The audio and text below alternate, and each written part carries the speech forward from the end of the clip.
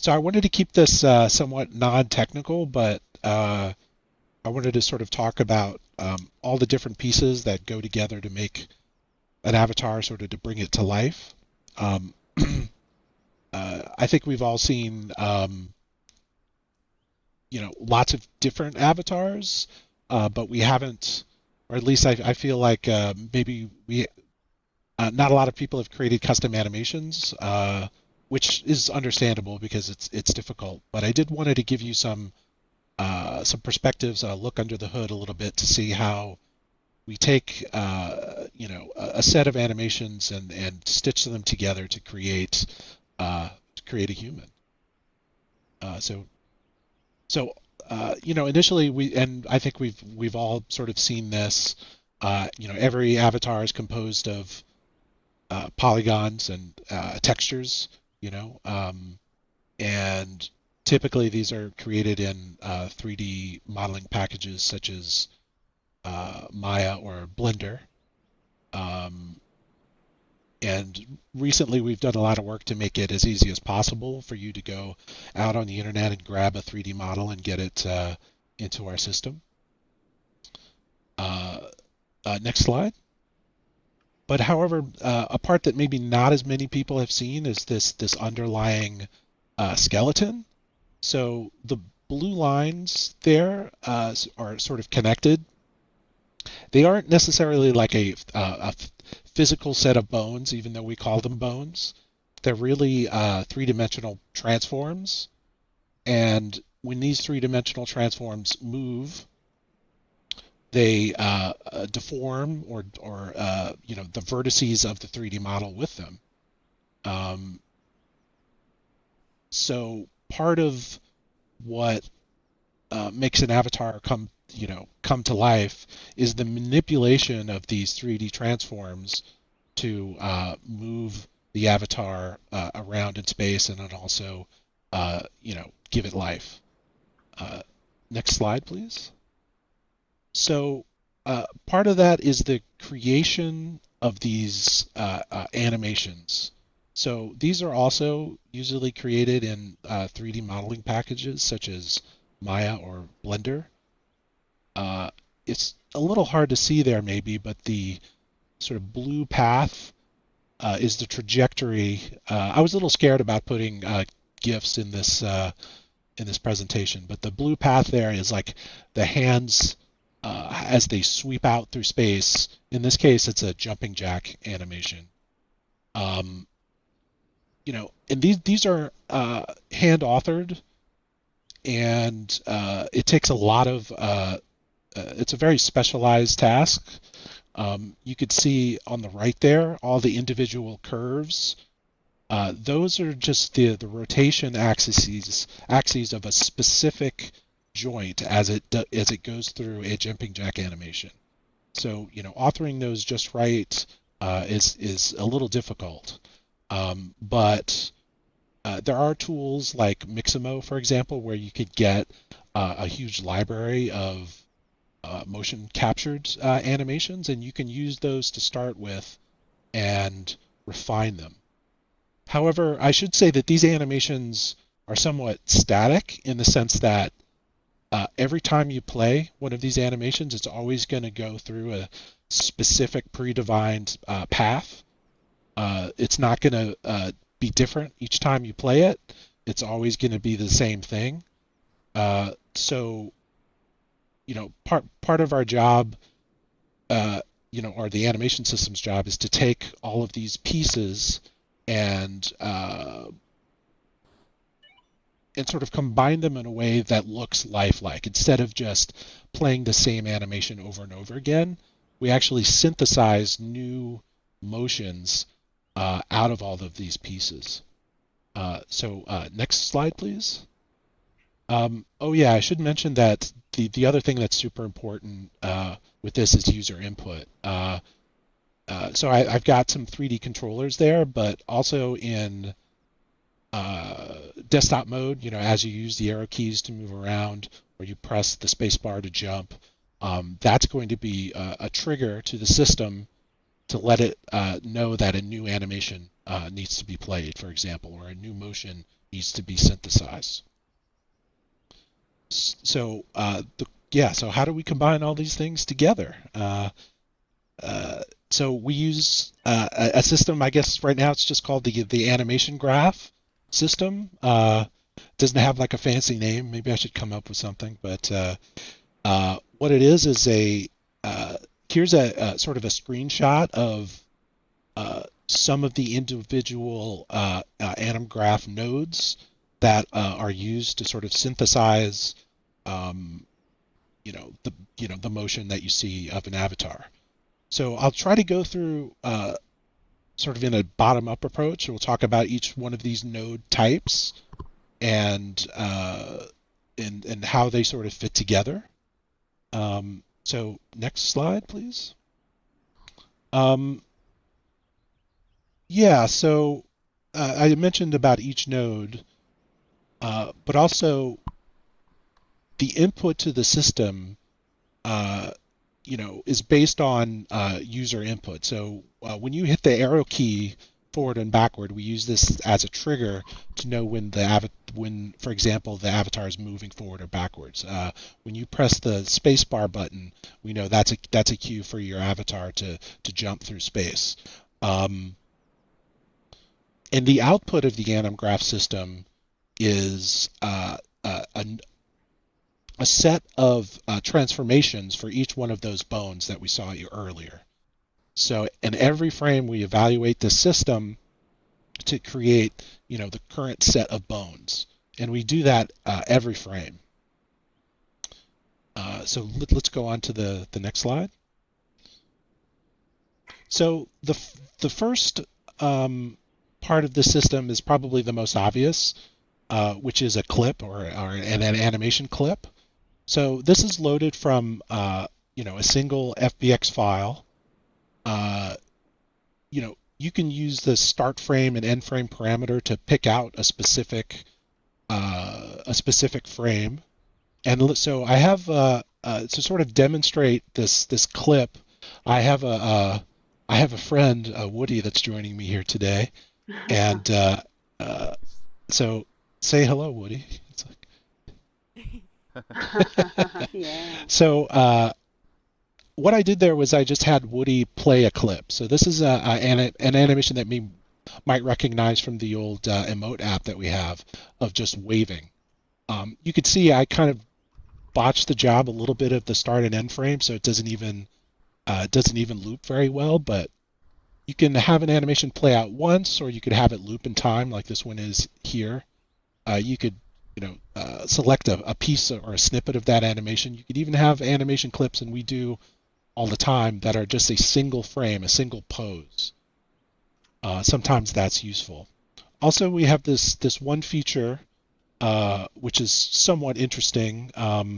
We don't use it heavily, but it's pretty neat. It's called a mirror, where we actually take all the bones on the left-hand side of the body and flip them over to the right-hand side of the body. This is so we can reuse some animations. Like if we have an animation where the character turns clockwise, we could just reuse that animation to have the character turn counterclockwise, for example. Um, so that's pretty straightforward, right? Uh, our I don't have exact count of how many animations we have, but perhaps it's on the order of 50 or so. Hmm. Um, so the real trick is how we combine clips together to get new motions. So could you go to the next slide, please? So the main way we do this is through the use of a state machine. So a state machine, uh, when you're in a specific state, you're playing a specific animation, and then you can use a trigger. In this case, it will be user input to switch between an animation. So in this case, I switched between an idle animation, and I'm sort of animating Woody here a little bit, to the wave. And also I can, uh, make the character kneel, and then come back. The time So I could also see. I have a jumping jack animation. So at any given time, we can control the animation system to smoothly interpolate or blend between multiple animations, and that the time it takes to blend between those animations can be very quick, or it can be very slow. Like for example, I have a special kneeling animation that takes a while for it to blend. So in that case, you're seeing a very slow blend between those animations. And the kneel animation here is actually just a single frame. Hmm. So using this technique, you can, no one sat down and hand authored, a particular animation of a character kneeling, but we could sort of synthesize one out of individual pieces. Also, it should be noted that uh, sometimes just user input uh, isn't enough to bring life to the character. For example, we've all seen sort of the idle animations and the talk animations, and how even though these animations start when you start talking, for example, um, they're not always the same animation.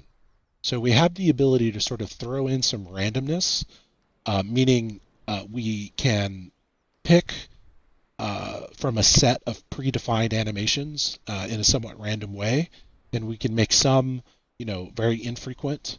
Like we have this fidget system where there are certain animations that you see rarely, and then there are more standard animations that you see more frequently. So the main tool on our chest to facilitate this is the state machine. Um, but that's not the only tool that we have.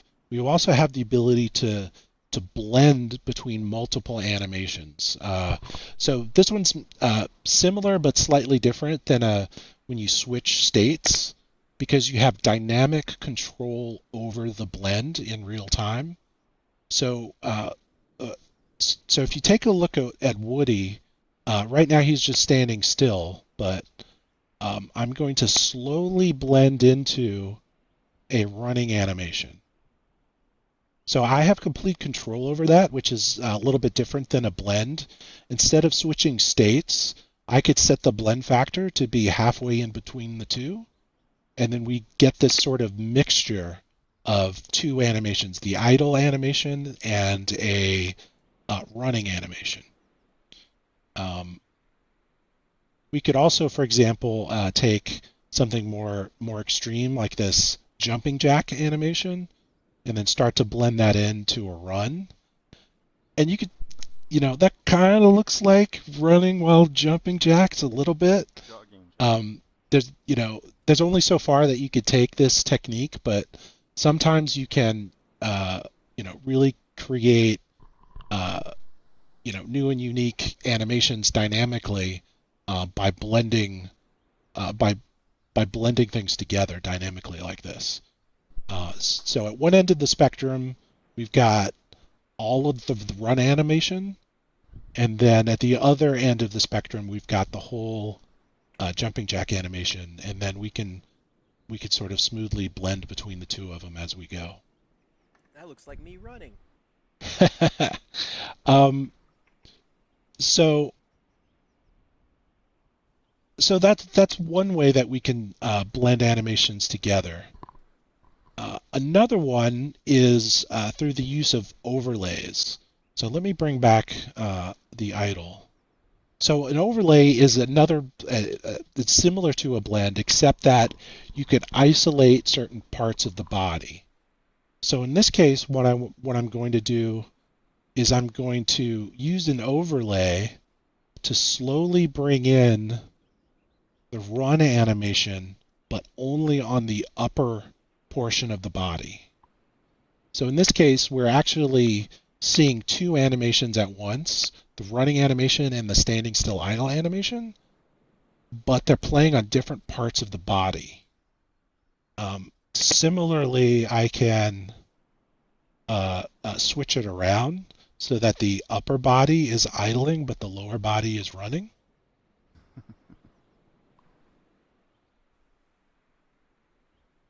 So that's a little stiff, but this is another technique that we use all the time to um, blend multiple things together.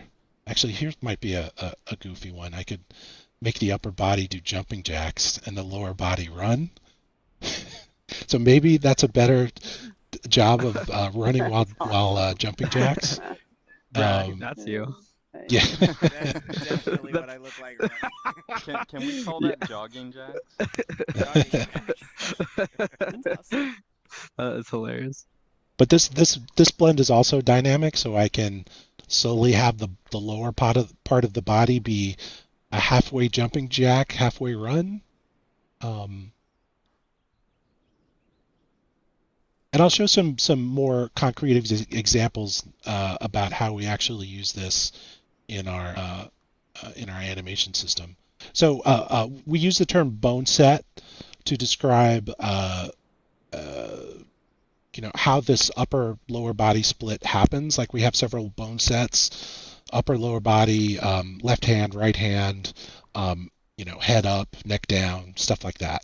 Um, also, you know, we use the term alpha to determine like the amount of blending that's happening. So in this case, the lower body is playing with an alpha of 1, but as I ramp it down, this is like 1/2. And then when it goes to 0, then you don't see any of the overlay at all. Um, so yeah, next slide. So I don't want to go into too much detail about these specific nodes, but I do want to briefly touch on them. So the simplest sort of node that we have to manipulate the avatar is procedural. So at any given time, if you, so I don't have Woody hooked up to this, but you could see as I can move my avatar's head up and down. The way that works is we actually procedurally manipulate the neck to force the avatar to looking down. A more complicated way of doing that is through inverse kinematics, where this is more applicable to VR, where the input to the system is the actual 3D position and orientation of the hand controller. And we try to match up the avatar's actual hand with that 3D position. And we've recently, specifically as an optimization for Quest, we've created variations of that actually are very efficient, so that we can control the positioning, the exact positioning of the hands, the legs, and the head in real time.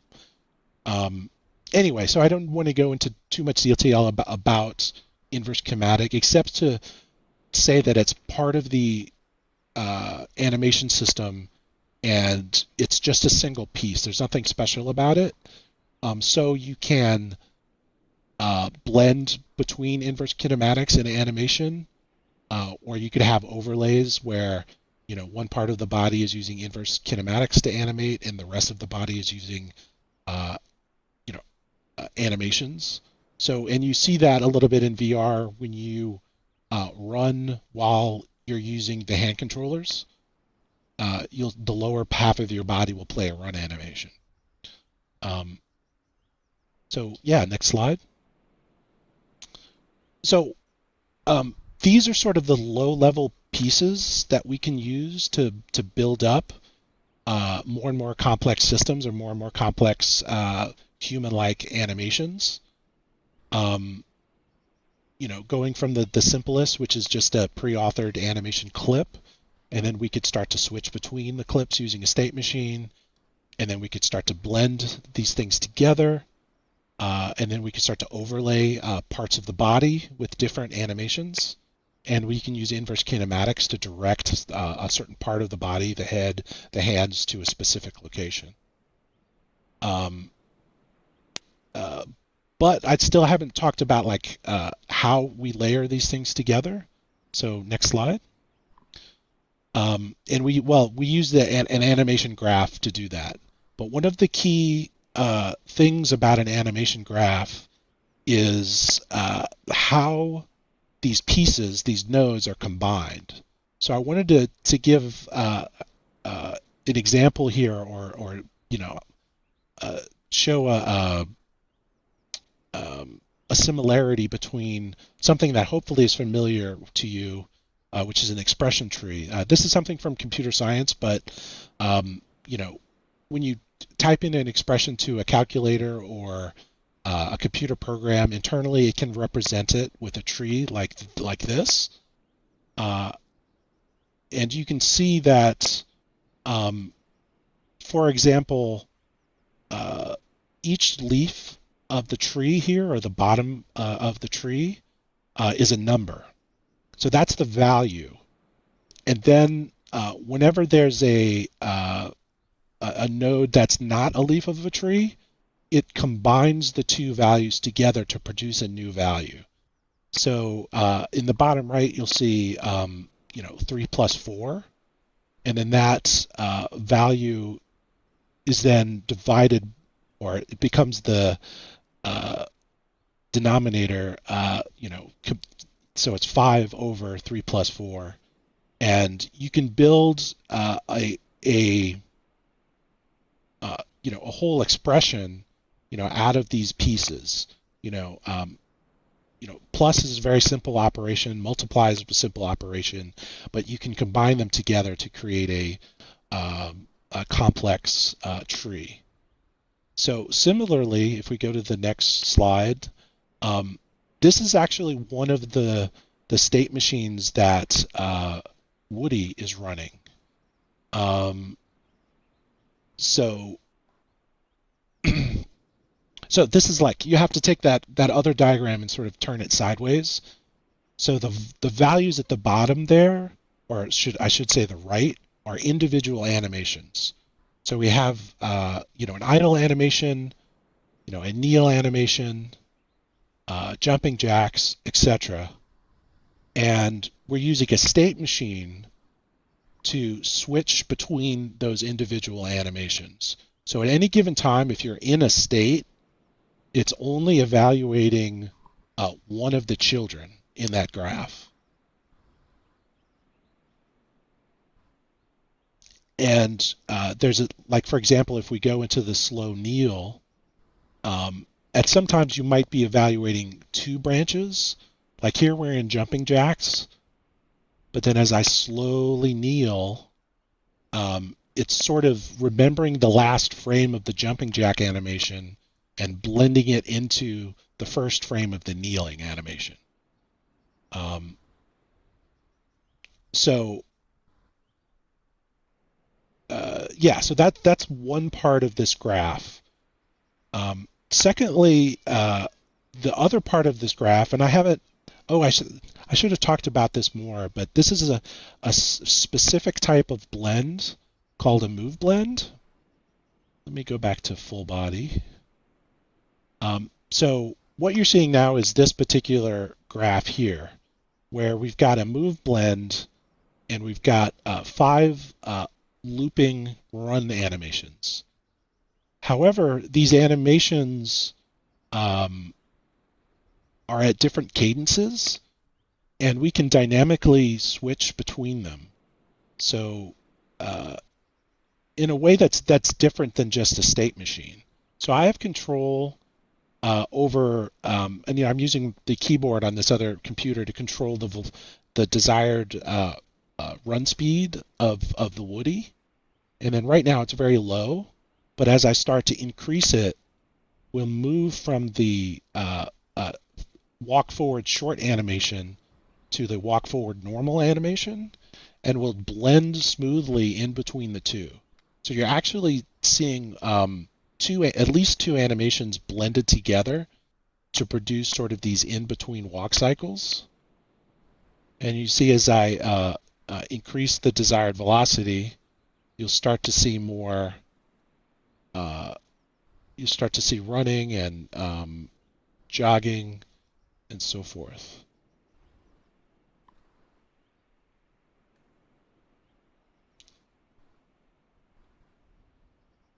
Yeah, so this is what we call a move blend, and it's like one of our building blocks.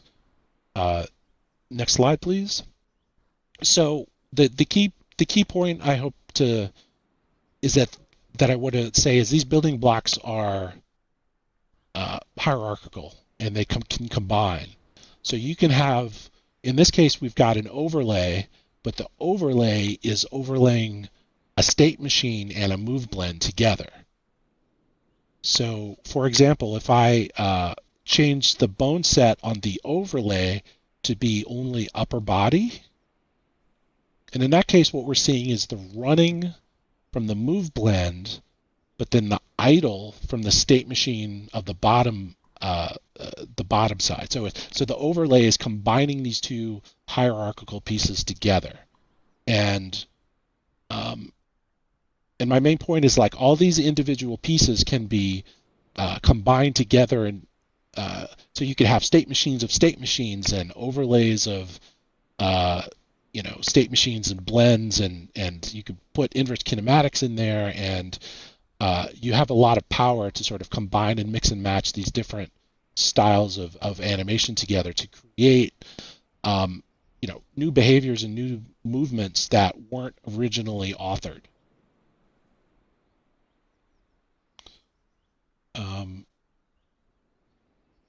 So let's see. Let me calm down Woody a little bit. So this is the graph of the default animation graph. So every single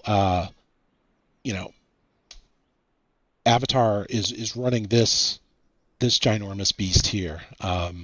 So obviously there's not enough time to go over every single part of this, but I would like to try to highlight a couple interesting parts, and then we could sort of see how these pieces are put together to create a more fluid animation.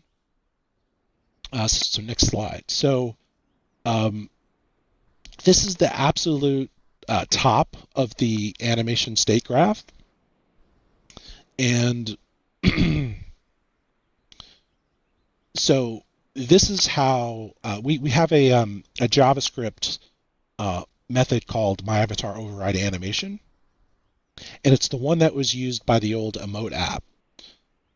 And the way it worked is it used a state machine to switch between whatever the full body was doing to the animation that we wanted to emote at that particular time, and then it would smoothly blend back in. So there's nothing special about that. It's just a state machine, but it's right at the top of the graph. So because of that, you couldn't do certain things, like you couldn't emote while sitting, or if you were in VR, you couldn't have IK be active because this was at the top of the tree. So it took precedence over everything else underneath it. So that's one example of how we give access to parts of this graph to scripting. So here's another one that might look a little tricky, but it's actually a state machine of blends. So so we've all seen the hand controller for the Oculus, right? And when you put your finger on the buttons, you can move your thumb around, so you could emote you could point, and you could do thumbs up, or you could do both. The main state machine there goes through 4 possibilities of point and thumbs up, where you could be pointing and thumbs up, or just pointing, or just thumbs up, or doing neither of those. And then additionally, and this is where the each one of those 4 states is actually a blend between a open hand when you're not squeezing the trigger, and a closed hand when you are squeezing the trigger. So as a result, you get this full motion of pointing and gripping the hand controller in a somewhat lifelike manner, just through the combination of blends and state machines. And in fact, this particular these states are actually driven via JavaScript. There's a script that's part of the default scripts called, ironically enough, squeeze hands. And so it every frame runs and it looks at the current, um, you know, uh, inputs from the Oculus controller and how much you're squeezing the grip, and it will set certain values, and then those values are picked up by the animation graph to drive this specific set of state machines and blends. Uh, So another one that I want to show you, this slide didn't come out as quite as good as I wanted, but you could see the upper left in-air stand has 3 children.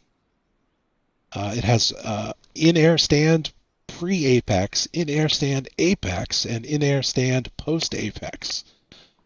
So what this is actually when you jump. So I'm going to go ahead and jump here.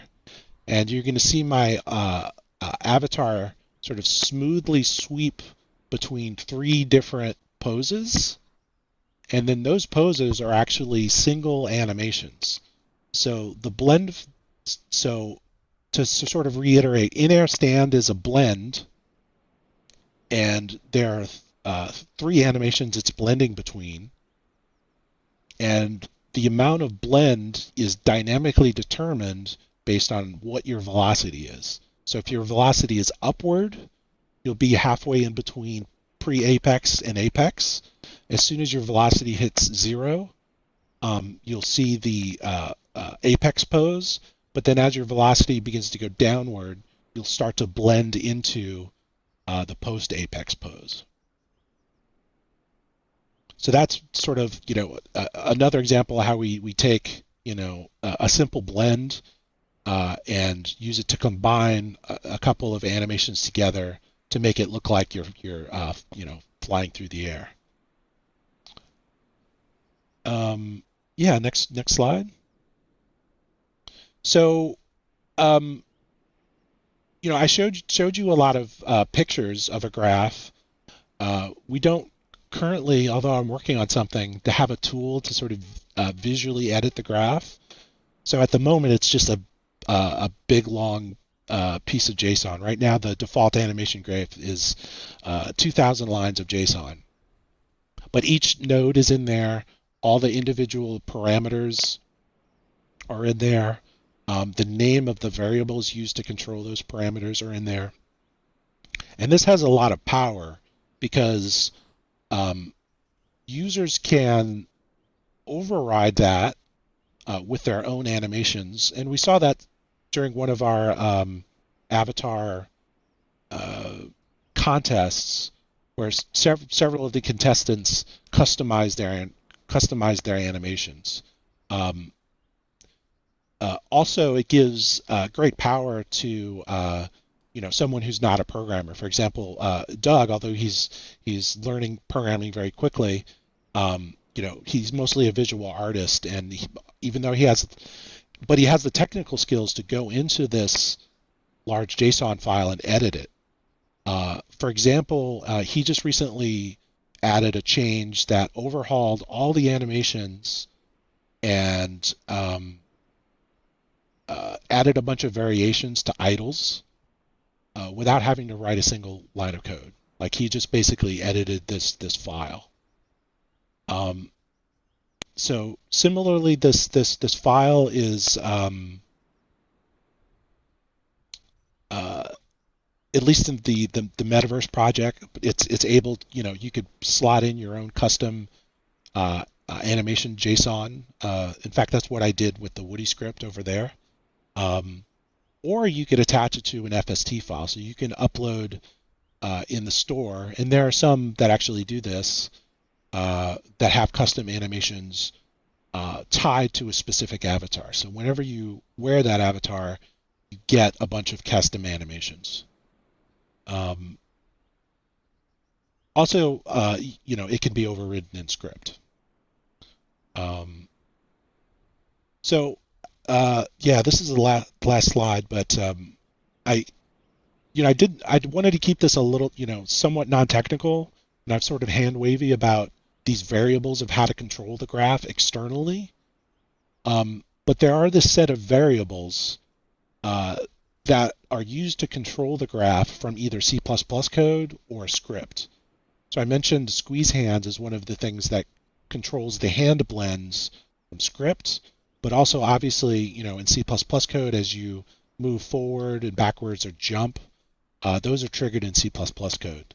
Um, uh, you could actually see that if you're running the developer build. We have a developer menu that shows you all of these animation variables, and they're changing, as your avatar moves around or jumps, or as you squeeze the hand controllers. And those are the things that actually cause are picked up by the graph to cause it to perform these blends. And a lot of these, so Control David did a very good job of enumerating a lot of these variables, and then you could take control of them manually if you wanted to. And sometimes we do. For example, our old handshake script, whenever you hit X, your hand would go out, and the way that worked is it would use the inverse kinematic system to tell the avatar to place your hand at a specific location in script. So it is possible to override these, in a user script. So that actually was all right. I thought I might not have enough content to actually get through an hour, but we still have a lot of time for question. Yeah, thanks so much for coming. Woohoo. Let's all go. Let's all blend some animations while we're jumping. I'm blending. Woohoo! Does it blend? The answer is yes. Hey, can you hear me okay? Yeah, I can hear you. Okay. Just had it was definitely that was a great presentation. Enjoyed that. There's a lot of things that you covered that I had previously been completely foggy on how exactly they worked. So thank you. You're welcome. My question was, if you could just maybe speak briefly to like how similar or how different would you say our scheme for handling all of these animations and blends and overlays, how similar is that to other game engines and games specifically that that have a main character that I've seen lots of games where you see all kinds of things happening as a player, but I really don't know how they do it. And I was curious if if this is a fairly standardized way of handling all of this complexity, or if this is unique. No, it is pretty standard. I mean, different engines call it different things, and they have all these different pieces. Um, uh, for example, Doug, as a lot of things, because we're creating this whole platform in hard mode by creating our own tech. Sometimes there are certain, more advanced features that we lack. So, for example, Doug will prototype things in Unreal, and then their system of animation blueprints is actually very similar to ours, except obviously because they've been around for 20 years, they have a lot, and of course they've got a team of hundreds of programmers working on it, that they have more individual nodes and pieces. But this is very similar to animation blueprints and very similar to parts of Mechanim from Unity. In fact, it's like this is inspired by the animation system that I worked on at Crystal Dynamics during Tomb Raider. In our case, we ended it like maybe we have 40 or 50, or maybe 60 nodes. But on Tomb Raider, because she did a lot more things, like she walked on tight ropes and she'd swing on uneven bars. She'd climb mountains. There would be more like 500 individual states or pieces. But it's pretty much the same techniques. Yeah, cool. I will say though that because we focused on VR first over desktop, like some of our inverse kinematics is actually quite good. And you sometimes you see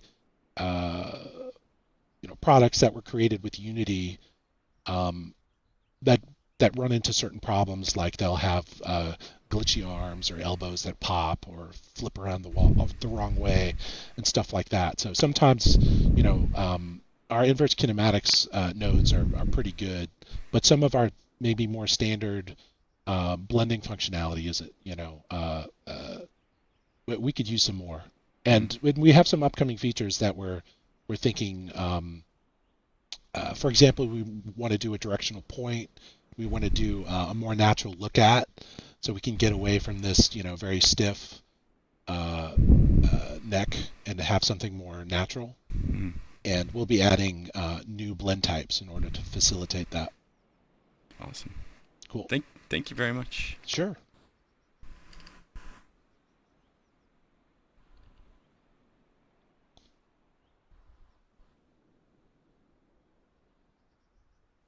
Do.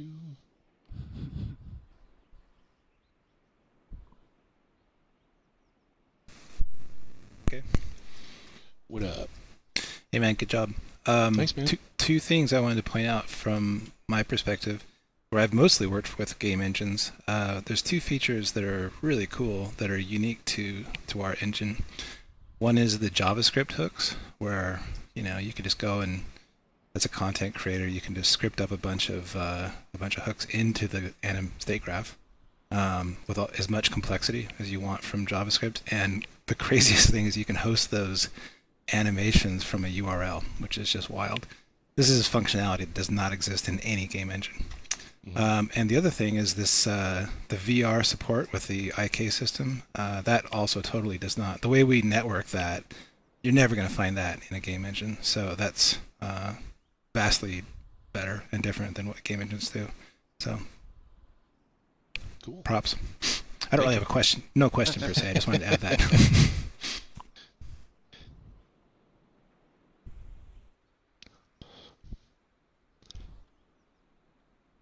Yeah, definitely. It's interesting to note that, certainly it would be nice if all of this functionality was available on entities. And part of the reason why it isn't at the moment, it's only available on avatars, is because it can be difficult to synchronize this over the network. We have a very special and unique, and it has a lot of pros and cons, but the pro of the way that we transmit the joint transforms over the network, as opposed to all the blend values and things like that, is that it's very easy to synchronize, and it's very easy to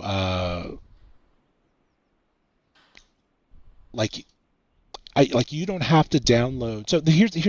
So the animations that I'm playing on this Woody over here, like this jumping jack animation, like you're seeing the result of that, and you don't have to go and download jumpingjacks.fbx, because we're sending you all the joints dynamically instead of making you go download some large FBX file. That's something that's definitely unique about our system.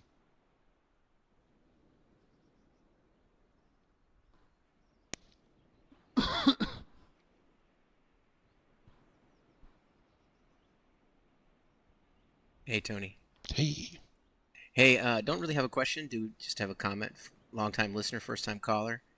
Um, no, this is a really great presentation. I think you did a fantastic job of covering some really complex stuff, but like you said at the start, you were trying not to make it too deep and too technical. And Yeah. I know there's a lot more kind of technical nitty-gritty inside that, and so I just want to say kudos to you on a really great presentation. I think you did a fantastic job on really giving us a really great summary of all the cool stuff that's inside the engine. And of course, thank you for all your hard work on helping make this engine be amazing. So nice work Cool, on thanks. the presentation, and thanks for all your work on it. Yeah, thanks.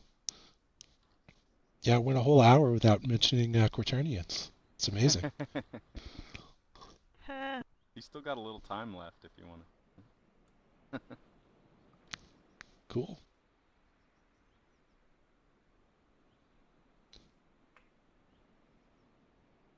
All right. Well, thanks so much for listening. Thank Thank you. Appreciate it. Cheers. Ooh.